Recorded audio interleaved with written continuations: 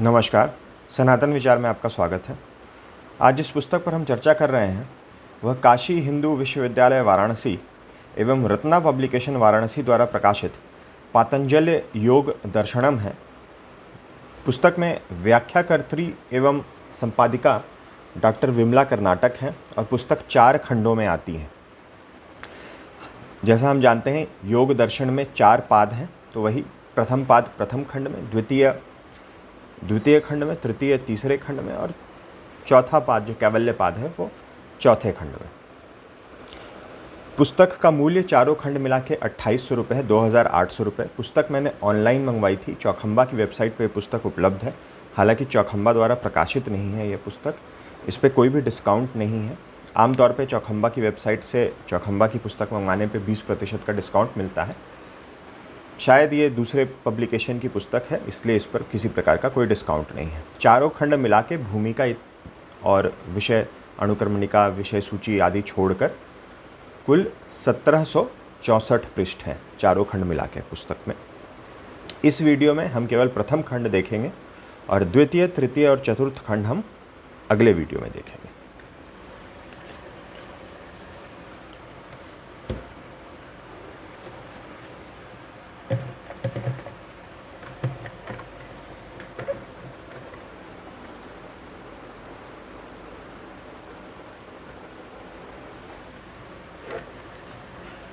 चारों जो खंड हैं वो दिखने में बिल्कुल एक जैसे हैं, बस यहाँ साइड में जो संख्या है, कवर सबका बिल्कुल एक जैसा है।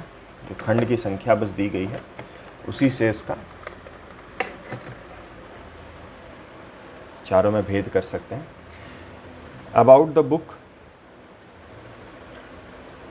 the present book is a raft to cross easily and successfully the vast and unassailable ocean of the texts, the Vyas Bhashya and its 2 commentaries, namely Tattva Vaishardi of Vachaspati and Yoga Vartika of Vigyan Bhikshu. With the help of this book, students will be able to study these works without any difficulty concerning grammatical and logical matters. They will hardly have any occasion to take the help from traditional Sanskrit Panditas, for all difficult words and technical terms have been explained with as much clarity as possible. The author, whose grasp of Yoga Vidya is remarkable, has tried admirably to afford elaborate and brilliant expositions of all the prima facie and established views, and also has given the sources of citations with appropriate remarks. The book will be of immense help not only to students of the yoga philosophy but also to the teachers, who often find it difficult to make the students comprehend the drift of the sentences in the aforesaid texts. जब ये पुस्तक मुझे online मिली थी तो उसमें Banaras Hindu university का नाम कहीं नहीं लिखा था, केवल रत्ना पब्लिकेशंस का नाम लिखा था, जो मैंने पहले कभी नहीं सुना था। तो मन में थोड़ा सा संशय था कि क्योंकि मूल्य भी बहुत ज़्यादा था पुस्तक का, 2800 रुपये, और रत्ना पब्लिकेशन की अपनी कोई वेबसाइट नहीं थी। गूगल पे सर्च करने पे ऐसा आभास हुआ कि शायद ये पब्लिकेशन अब बंद हो चुकी है। ये मुझे पक्के तौर पे नहीं पता है, लेकिन गूगल सर्च से ऐसा लगा।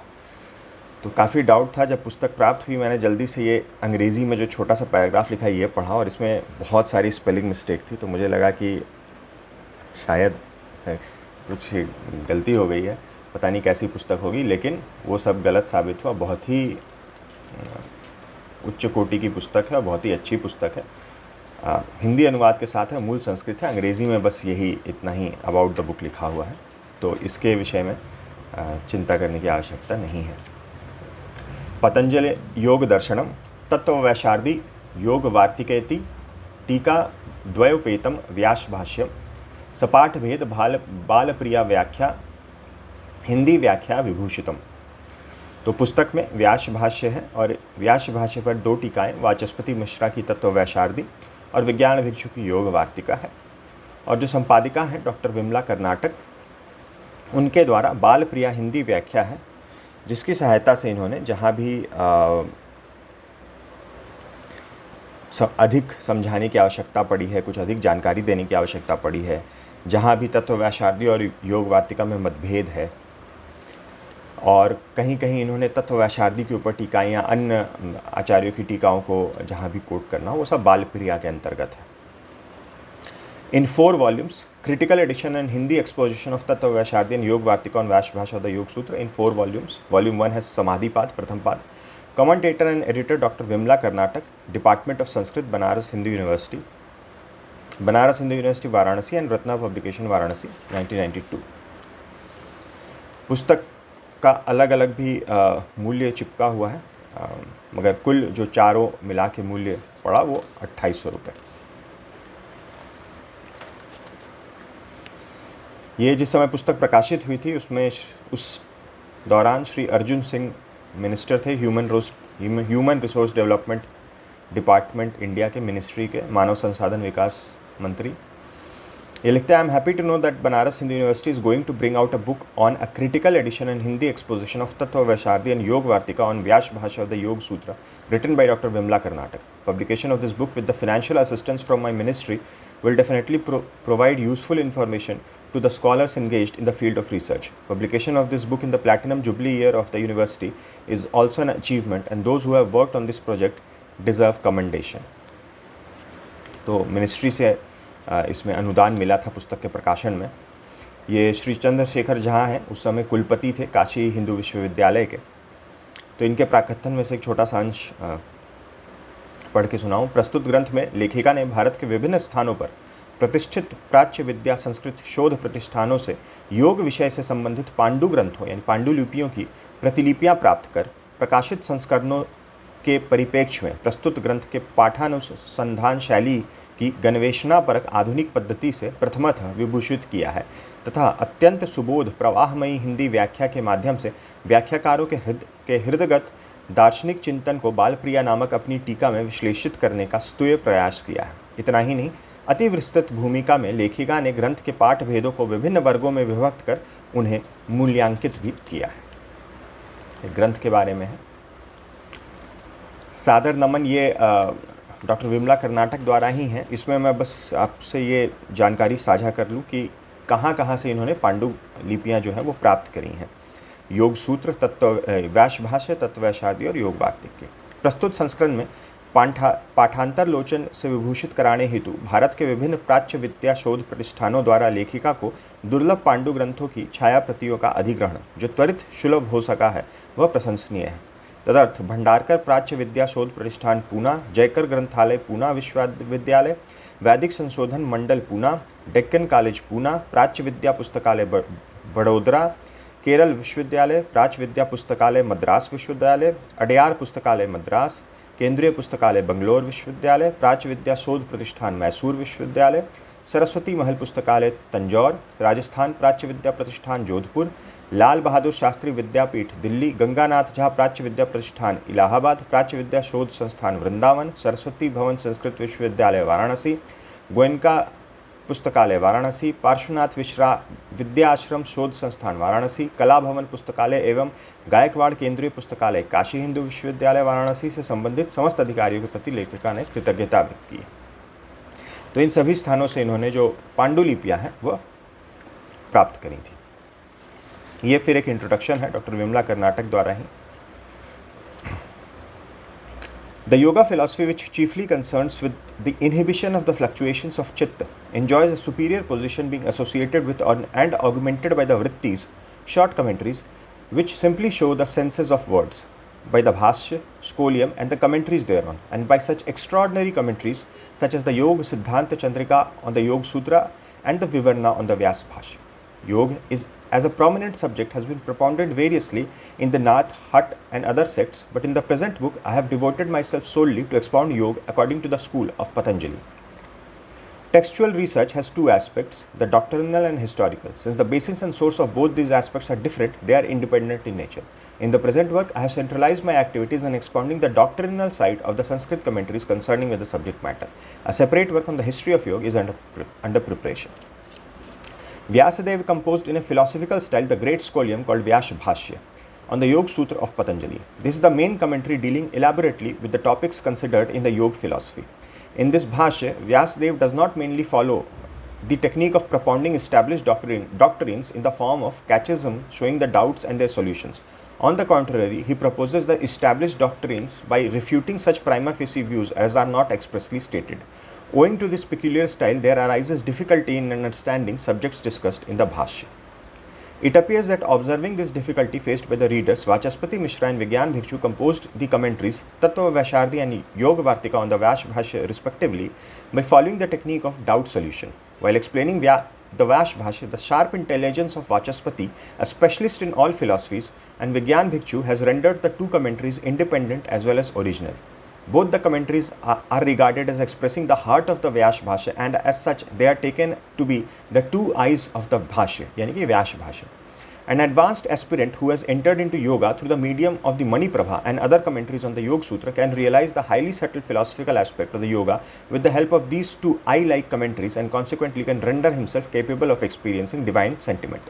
मणि प्रभा जो है वो भी एक व्याख्या है योग सूत्र पे, बहुत ही पॉपुलर है, और जो लोग योग सूत्र का अध्ययन प्रारंभ करते हैं वो जनरली मणि प्रभा से ही प्रारंभ करते हैं। हम वो भी पुस्तक आगे चल के देखेंगे। फिर यहाँ पे उन्होंने कहा है, while Vachaspati Mishra explains the doctrines propounded in the व्यास भाष्य through the view point of the yoga philosophy only, Vigyan Bhikshu explains them through his reconciliatory point of view concerning Sankhya Yoga and Vedanta doctrines, and thus renders the yoga philosophy all embracing and sublime, जो कि विज्ञान भिक्षु के हर भाष्य में हमने देखा है कि वो समन्वय लेके चलते हैं। In the Balpriya section of the present work, an attempt has been made to attribute originality, authoritativeness to the deliberations of the commentators Vachaspati Mishra and Vigyan Bhikshu, and thus these have been augmented and amplified. तो अभी जो हम देख रहे थे संदेश प्राकथन सादर नमन ग्रंथ परिचय इंट्रोडक्शन हुआ, फिर पांडु ग्रंथ विशेष, और ये 10वें पृष्ठ पे है भूमिका जो है, यहाँ पे विस्तृत विषयानुक्रमणी का प्रारंभ हो रही है, और फिर ये जो विषयानुक्रमणी है ये चारों खंड की मिला के है, इसलिए 1764 पृष्ठ तक हमें दिख रही है। प्रथम पाद जो है वो 561 पृष्ठ पे ही समाप्त हो जा रहा है, जो समाधि पाद है।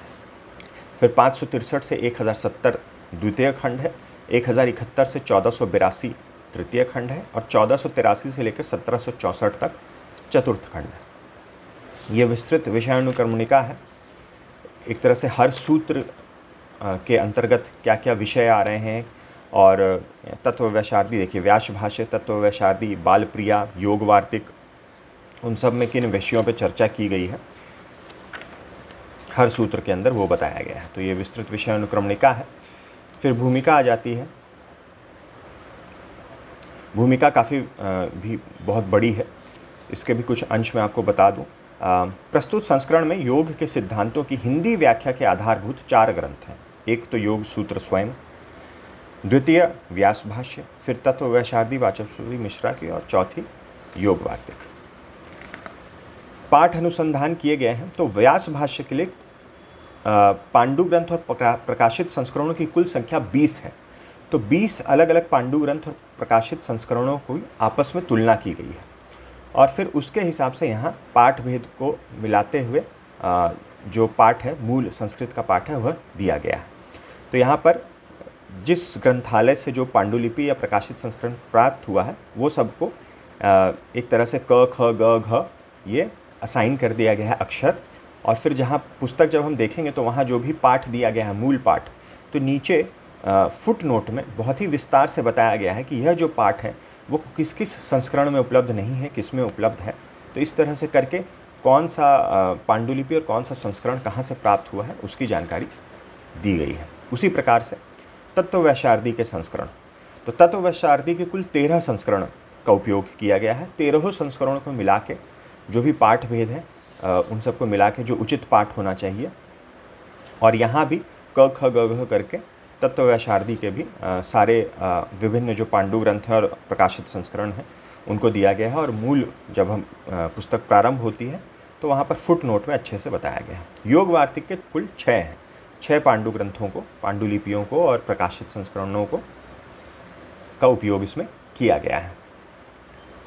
अभी तक योग वार्तिक के ऊपर निर्दिष्ट 2 ही मूल संस्करण प्रकाशित हुए हैं जो आजकल उपलब्ध भी नहीं है, तथा योग वार्तिक का हिंदीकरण भी अभी तक नहीं हुआ है। तो ये पुस्तक जब 1992 में प्रकाशित हुई थी तब। अब संप्रति योग सूत्र के समालोचनीय पाठांतरों को वर्गीकृत करके प्रस्तुत किया जा रहा है। ये भी भूमिका का एक महत्वपूर्ण खंड है। और इसी का संदर्भ दिया था जो कुलपति महोदय हैं बनारस हिंदू विश्वविद्यालय के, उनका जो प्राकथन हमने पढ़ा था, उन्होंने अपने प्राकथन में कहा था।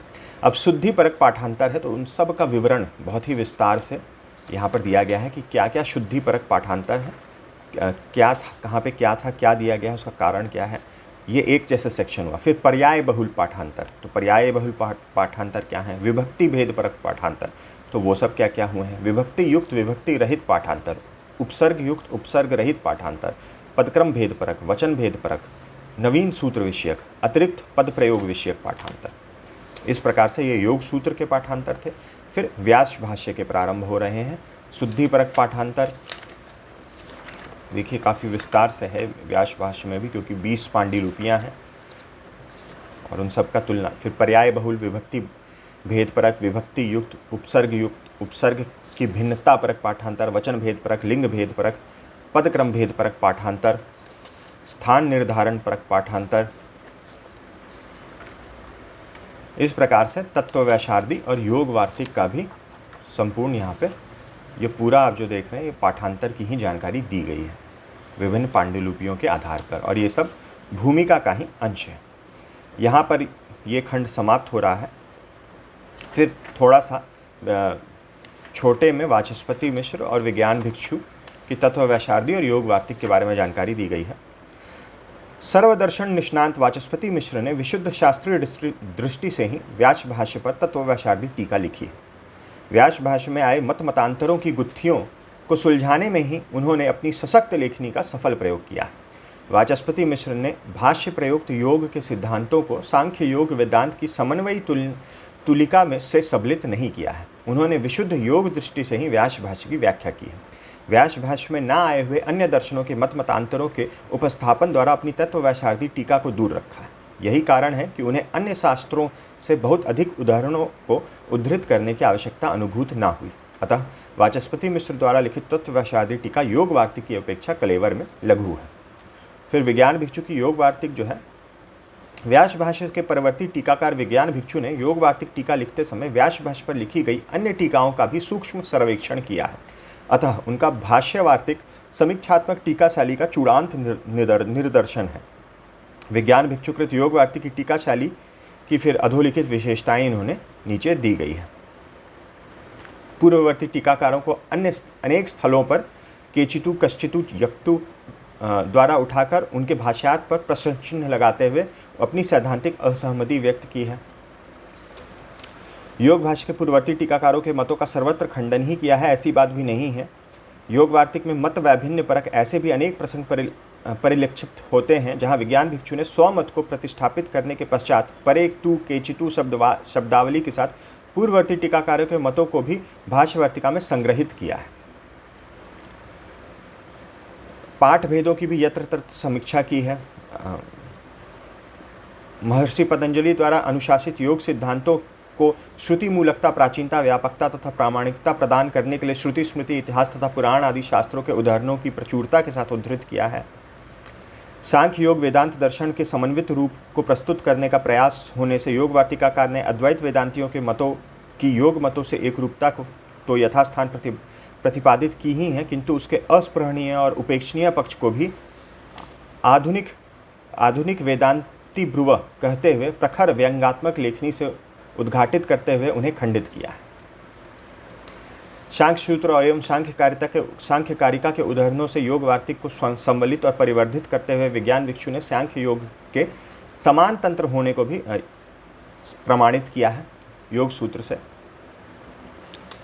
स्वलेखनी द्वारा सशक्त खंडन किया है। वहीं दूसरी ओर दार्शनिक कंतरों के योग विरोधी मतों को भी नामोल्लेख पूर्वक प्रस्तुत कर उन्हें भी स्वलेखना से खंडन विशेष बनाया है। तो ये योग वार्तिक की कुछ विशेषताएं थी। यहाँ पे कुछ पांडुलिपियों की मूल जो है वह कॉपी जो है वो दी गई है। एक बहुत ही बड़ा यहाँ चार्ट भी दिया गया है इस खंड में। पुस्तक उठा के ये दिखाना पड़ेगा। ये जो चार्ट है ये संप्रज्ञात, असंप्रज्ञात योग और वृत्ति के ऊपर है, फिर उनके प्रकारों में विभिन्न प्रकारों में विभाजित होता चला जाता है। योग का अध्ययन करने वालों के लिए ये अत्यंत उपयोगी है। यहाँ से ग्रंथ प्रारंभ हो रहा है। जो प्रथम खंड है उसमें प्रिंटिंग रिलेटेड कोई विशेष मुझे दिक्कत नहीं दिखी। हल्का सा एक आध जगह पे अक्षर जो हैं वो थोड़े से धुंधले हैं, नहीं तो पृष्ठ की क्वालिटी भी ठीक है और प्रिंटिंग भी ठीक है। हालांकि आगे के खंडों में थोड़ी सी प्रिंटिंग की जो क्वालिटी है वो प्रथम खंड की तुलना में गिरती है। तो वो जब हम वो खंड देखेंगे दूसरे वीडियो में तो वो मैं आपको पॉइंट आउट कर दूंगा। पातंजलि योग दर्शन प्रारंभ हो रहा है। प्रथम समाधिपाद योग सूत्र, सूत्र दिया गया है यहाँ बोल्ड संस्कृत में। फिर हिंदी अनुवाद दिया गया है बड़े फॉन्ट में। व्यास भाष्य का मूल संस्कृत में दिया गया है। फिर व्यास भाष्य का अनुवाद दिया गया है। फिर तत्ववैशार्दी का मूल दिया गया है। फिर हिंदी अनुवाद दिया गया है। हिंदी अनुवाद जो दिया गया है वो भावार्थ शैली में दिया गया है ताकि समझने में आसानी हो, केवल अनुवाद नहीं किया गया है। तत्ववैशार्दी का फिर ये देखिए तत्ववैशार्दी ही चला आ रहा है। जो बोल्ड फॉन्ट में दिख रहे हैं वो संस्कृत मूल भाष्य है। और जहाँ भी अधिक समझाने की ज़रूरत है, ऐसा नहीं है कि पूरा भाष्य, अब जैसे तत्ववैशार्दी अभी समाप्त नहीं हुआ है लेकिन बीच बीच में आपको बाल प्रिया व्याख्या भी यहाँ दिख जाएगी। तो ये वाला जो खंड है, जो विस्तार आपको दिख रहा है, ये बाल प्रिया व्याख्या की वजह से है। जैसे ये मूल संस्कृत था तो हिंदी में उसका अनुवाद है, और फिर बाल प्रिया में जो संपादिका की अपनी व्याख्या है उसमें उसको अधिक विस्तार दिया गया है। अनुवाद, फिर ये बाल प्रिया व्याख्या है। तत्ववैशार्दी ही चली जा रही है और आपको बाल प्रिया व्याख्या की सहायता से अधिक समझाने की चेष्टा की गई है। ये प्रथम सूत्र की ही अभी तत्ववैशार्दी चल रही है। और यहाँ पर देखिए हर सूत्र के ऊपर यहाँ जो मूल संस्कृत है उसके ऊपर यहाँ तत्ववैशार्दी लिखा हुआ है। फिर तत्ववैशार्दी यहाँ समाप्त हो गई। फिर उसी सूत्र का योग वार्तिक प्रारंभ हो गया। तो अभी ये प्रथम सूत्र ही चल रहा है। तो प्रथम सूत्र पहले प्रस्तुत किया गया, उसका हिंदी अनुवाद, फिर व्यास भाष्य का संस्कृत, व्यास भाष्य का हिंदी अनुवाद, फिर तत्ववैशार्दी प्रारंभ हुई, तत्ववैशार्दी का संस्कृत हिंदी अनुवाद, संस्कृत हिंदी अनुवाद, बीच बीच में बाल प्रिया व्याख्या के साथ। एक बार जब वो समाप्त हो गई तो योग वार्तिक प्रारंभ हुई। योग वार्तिक का मूल संस्कृत, उसका हिंदी अनुवाद और बाल प्रिया व्याख्या, जहाँ योग वार्तिक को समझाने की आवश्यकता है। तो योग वार्तिक का मूल संस्कृत बोल्ड में और फिर हिंदी अनुवाद। फॉन्ट साइज़ ठीक है, पढ़ने में कोई दिक्कत नहीं होगी, बहुत छोटी नहीं है, बहुत ज़्यादा बड़ी भी नहीं है। तो ये प्रथम सूत्र ही चल रहा है। इस प्रकार से ये पूरा योग वार्तिक चल रहा है प्रथम सूत्र का। और फिर प्रथम सूत्र समाप्त हुआ, यहाँ थोड़ा सा लाइन स्पेसिंग अधिक है। और फिर बोल्ड में द्वितीय सूत्र, उसका हिंदी अनुवाद, फिर व्यास भाष्य हिंदी अनुवाद, तत्ववैशार्दी का मूल, उसका हिंदी अनुवाद, बीच बीच में बाल प्रिया हिंदी व्याख्या, योग वार्तिक मूल हिंदी अनुवाद, बीच बीच में बाल प्रिया हिंदी व्याख्या। यही पुस्तक का लेआउट है। और ये नीचे जो देख रहे हैं आप क ख ग छ छ, ये सब जो हमने अभी पांडुलिपियों की संख्या देखी थी उसमें बताने के लिए कि उनमें यहाँ पर अगर आपको कोई एक पाठ भेद दिख रहा है, जैसे एक में न में एक नंबर लिखा हुआ है, तो क ख ग घ छ में न तू था और च में ननु था, ये पाठ भेद है। तो ये बता दिया गया है। वैसे ही एक एक शब्द का कि यहाँ पर आपको ये दिख रहा है, लेकिन अगर आप 2 नंबर फुटनोट में जाएंगे तो ये पता चलेगा कि ख में ये पाठ नहीं था, ख में सह लिखा था, सह उपलभ्यते, और क ख ग घ च और छ पांडुलिपियों में सह नोपलभ्यते लिखा हुआ था। तो इस प्रकार से पाठ भेद के साथ है ये पुस्तक।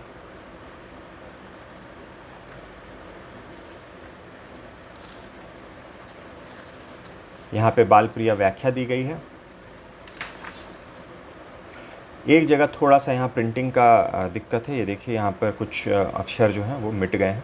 तो प्रथम जो खंड है उसमें बस यही एक है जो प्रिंटिंग को लेके या बाइंडिंग को लेके इशू है।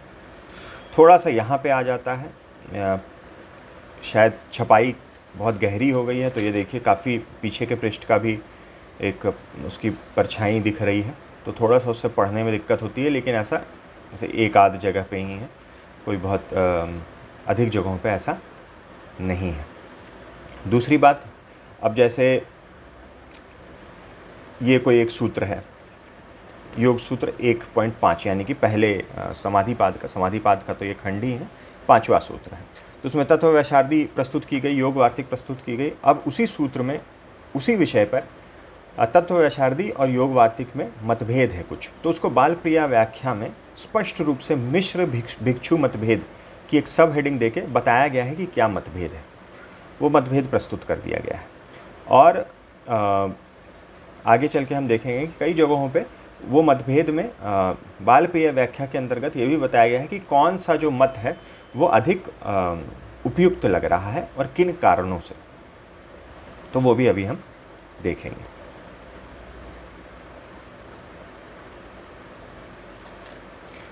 कई जगहों पे यहाँ पर जैसे बालप्रिया व्याख्या है, वहाँ पे न्याय के जो आचार्य हैं उद्योतकर, जिनकी न्याय वर्तिका आती है, न्याय पर भाष्य, और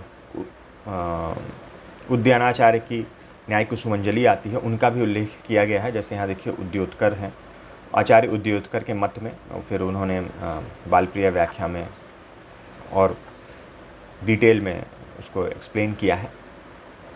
यहाँ पे आचार्य उद्यानाचार्य का बालप्रिया व्याख्या के अंतर्गत ही न्याय मत जो आ रहा है उसका उल्लेख हुआ है।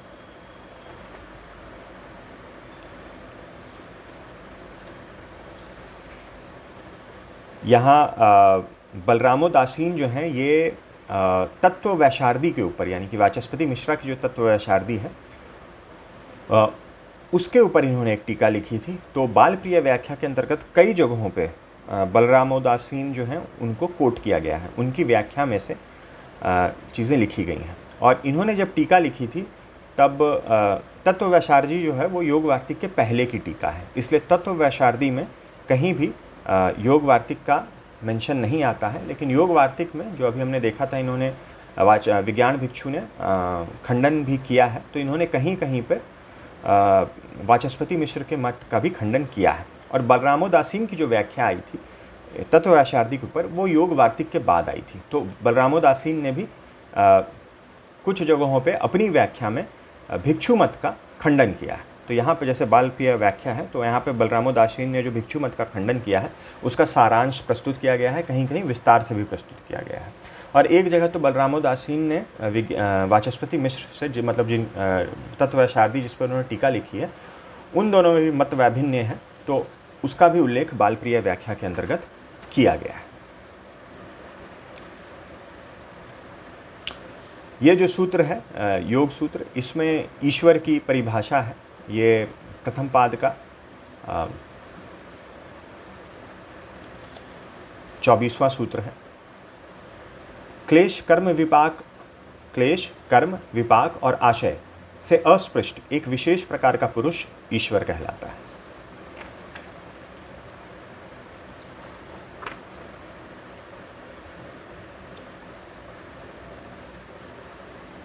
यहाँ पर विज्ञान भिक्षु ने, जैसे हमने भूमिका में देखा था, उन्होंने सांख्य, वेदांत और योग में समन्वय दिखाया है, और उसी में उन्होंने नव वेदांतियों करके खासकर अद्वैत मत का खंडन किया है, जो हमने पहले भी उनकी विज्ञान अमृत भाष्य जो ब्रह्मसूत्र पर भाष्य है उस पर जो पुस्तकें देखी थी उसमें देखा था। तो यहाँ वो अपनी तत्व योग वार्तिक भाष्य में ही उल्लेख कर रहे हैं खुद से ही स्पष्ट रूप में।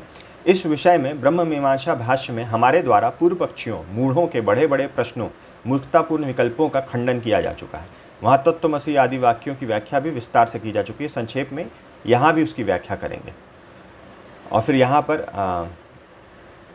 थोड़ा सा उन्होंने जो उनका मत है अविभाग भेदाभेद ब्रह्मसूत्र का, उसका यहाँ पे थोड़ी सी उसकी झलक दिखती है।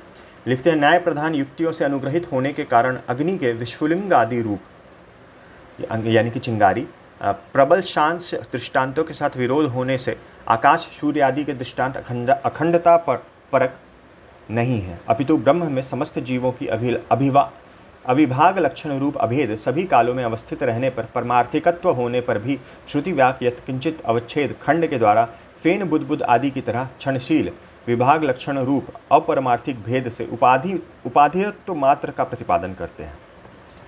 तो यहाँ थोड़ी सी उसकी झलक आती है।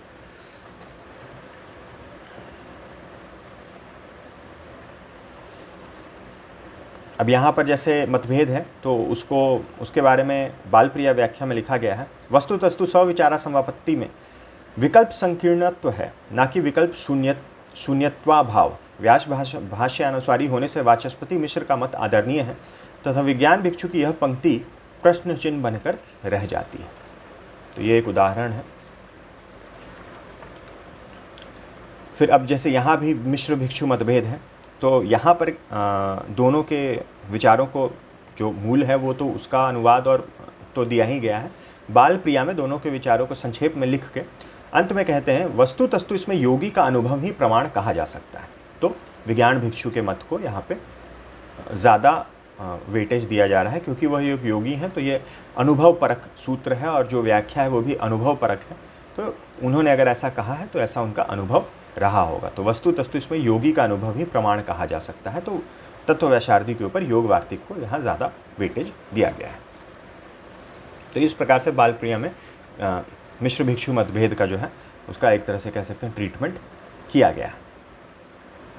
यहाँ एक जगह ये लिखा गया है कि वाचस्पति मिश्र के अनुसार यत्र तत्र पदों का स्थान परिवर्तन की बात कही है उन्होंने कि जो भाष्य है उसके पद जो है उनका स्थान परिवर्तन कभी बाद में कर दिया गया होगा, क्योंकि उनके अंडरस्टैंडिंग में जो यहाँ पर चीज़ें एक्सप्लेन की गई हैं वो मेल नहीं खाती हैं। तो इसी को दृष्टि में रखते हुए वाचस्पति मिश्र ने ऐसा कहा था। तो ये प्रथम खंड हुआ पुस्तक का। पुस्तक बहुत अच्छी है और अगर तत्ववैशार्दी, योग वार्तिक और व्यास भाष्य किसी को भी डिटेल में पढ़ना है तो उसके लिए बहुत ही अच्छी पुस्तक है। यहाँ पर योग वार्तिकाकार दोनों शास्त्रों के मौलिक अंतर को स्पष्ट करते हैं, यानी कि सांख्य और योग के। सांख्य दर्शन में अभ्युपगमवाद से ईश्वर का में उपादान कारणता का प्रतिषेध करके असंप्रज्ञात योग की अपेक्षा के बिना ही जीव तत्वज्ञान से ही मोक्ष की प्राप्ति बताई गई, जबकि योग शास्त्र में निरुपद्रव, असंदिग्ध तथा ऐच्छिक मुक्ति को साधने सिद्ध करने के लिए परमेश्वर विद्या, ईश्वर प्रणिधान तथा आशुतर मोक्ष के हेतुभूत असंप्रज्ञात योग को प्रदर्शित किया गया। तो ये सांख्य और योग का कुछ अंतर बताया गया है। तो ये था प्रथम खंड पुस्तक का। अगले ही वीडियो में जो कल आप देख सकते हैं उसमें हम द्वितीय, तृतीय और चतुर्थ खंड पे चर्चा करेंगे। वीडियो देखने के लिए बहुत बहुत धन्यवाद। मिलते हैं अगले वीडियो में।